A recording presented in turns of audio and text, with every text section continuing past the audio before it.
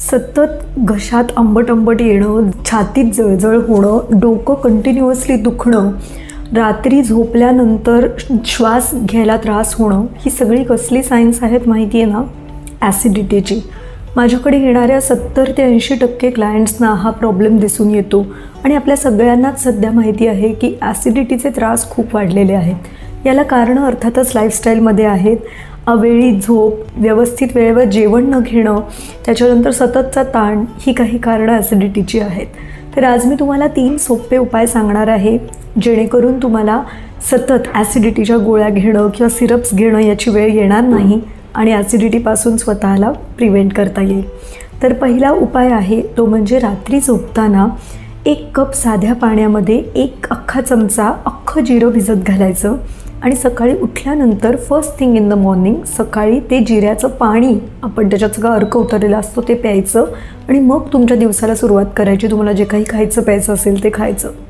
दुसरी अतिशय महत्त्वाची गोष्ट म्हणजे तुम्हाला जर ॲसिडिटीची टेंडन्सी असेल तर तुम्ही चहा, कॉफी या गोष्टी स्पेशली, आणि जर कोणी ओकेजनली किंवा घेत असेल तर अल्कोहोल, ह्या गोष्टी चुकूनसुद्धा तुम्ही रिकाम्या पोटी घ्यायच्या नाहीत.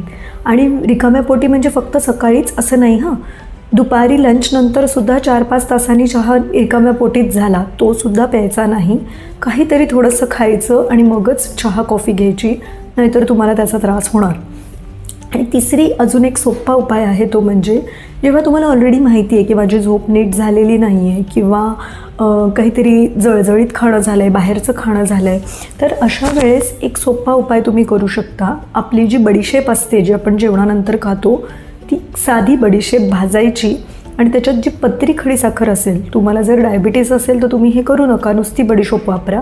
पण जर डायबिटीस नसेल किंवा वेट इश्यूज काही नसतील तर तुम्ही त्याच्यात पत्री खडी साखर घालून त्याची पावडर करून ठेवा आणि जे दिवसातनं 2-3 वेळा त्या दिवशी पाण्यातनं, थोड्याशा पाण्यातनं ती घ्या किंवा मग नुसतीच अख्खी बडीशेप आणि थोडीशी साखर असं तुम्ही तोंडात जर ते गोळवट ठेवलं, चावत चावत त्याचा रस घेत, तरीसुद्धा ॲसिडिटीचं प्रमाण कमी व्हायला नॅचरली मदत होते. हे उपाय नक्की करून बघा आणि मला सांगा. धन्यवाद.